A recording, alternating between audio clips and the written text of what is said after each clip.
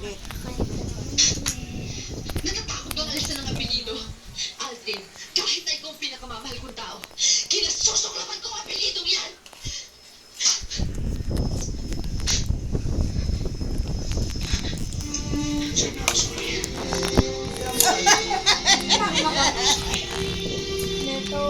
Gago mo na. May gagawin Jess, Aldrin. Ma, Magdesisyon ka. kainin mo na. Ang lahat ng ito, ang lahat ng naipundar ko, at ang lahat ng iwanan ko, sa iyo po ipamaman. Pirmahan mo lamang ang mga papeles niya. Gusto ko lang makasiguro na kahit isang sentimo ay hindi sasahid sa palad ng babae niya.